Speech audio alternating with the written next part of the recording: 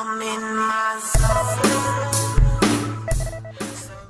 Hey, this is Era of ReviewZoneHD, and I'm bringing you guys a review for XCOM Enemy Unknown, which was released on October 9th, 2012 in North America, and it is the title that I spent the most time playing over my December vacation.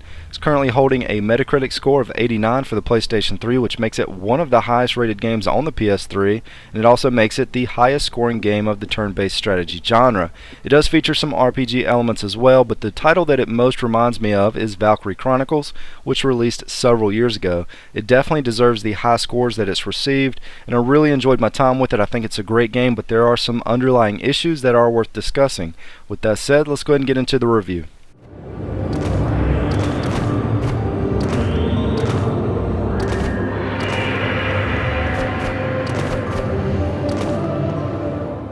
I was kind of torn on this part of the review. If you were just casually walking by a television screen of someone playing this game, it could easily pass for a budget title out of the PlayStation Store, which could be part of the reason why I wasn't too interested in it when it first released.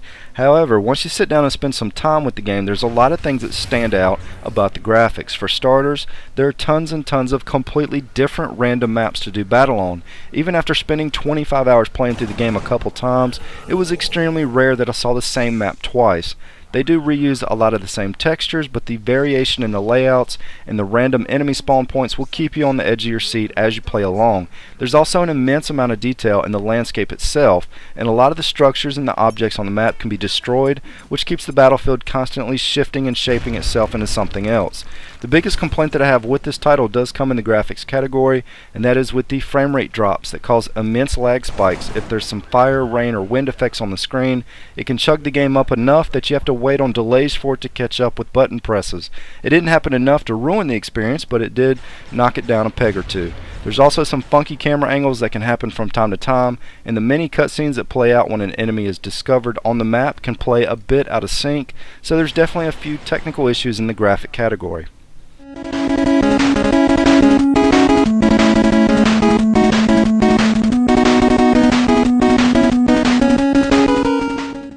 This game is all about empowering you with choices and building nothing into something. You start the game out with just a few fresh rookies, and you have to build an elite crew of alien-bashing good guys. The decisions that you make before you go into battle are just as important as the moves that you make out on the battlefield. Each member in your unit will be promoted to a specific job role, such as a sniper, a heavy, which is essentially your battering ram, support, which is your medic and unit that can throw smoke grenades for cover, and the assault unit, which can be your frontline gunner.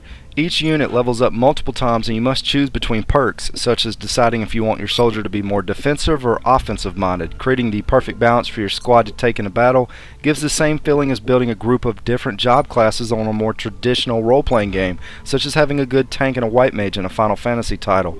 The difference here is if you make a bad decision out on the battlefield with a unit that's not fully leveled up, you can lose them forever, as the game has a special memorial area that lists off each of your fallen members.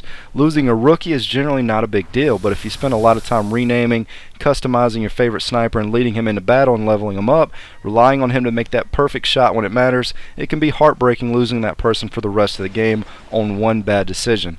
And that is what makes this game intense and exciting, the pressure of knowing every decision matters.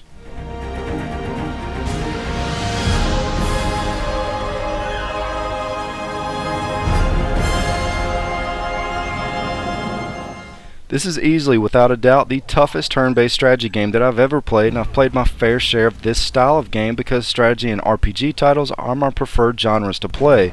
Now, I initially started my first playthrough on normal, and about halfway through the game it got so easy to me that I felt it was getting stale, so I restarted, bumped it up to hard, which the game calls classic, and it completely flipped the table upside down as I struggled to just get my group through the first few battles.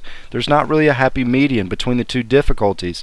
You either cruise through normal after you learn the game mechanics, or you struggle on classic and impossible difficulty. On normal, your hit percentage is much higher, the enemies let you make mistakes, and the panic levels that can end your entire game are much easier to deal with.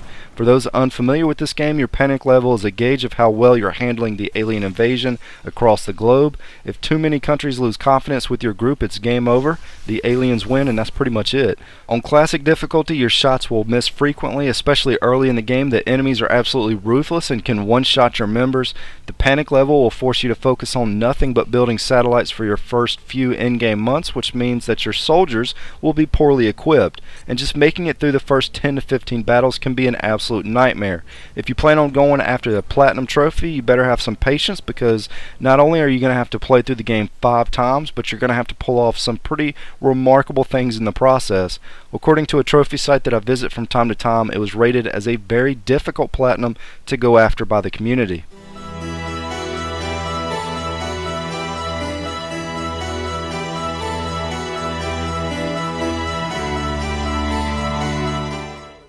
If you like to micromanage and you enjoy turn-based games such as the Final Fantasy Tactics series or Valkyrie Chronicles, you're most likely going to love this game because of the challenge that it presents to you.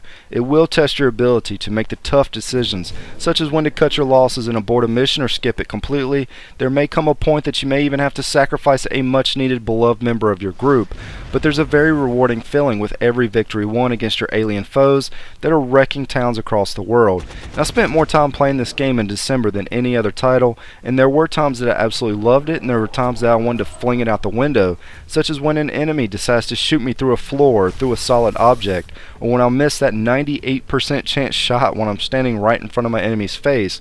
But even when the basic mechanics fail or they break down, it still provides that level of excitement knowing that the game is completely unpredictable with what's going to happen next.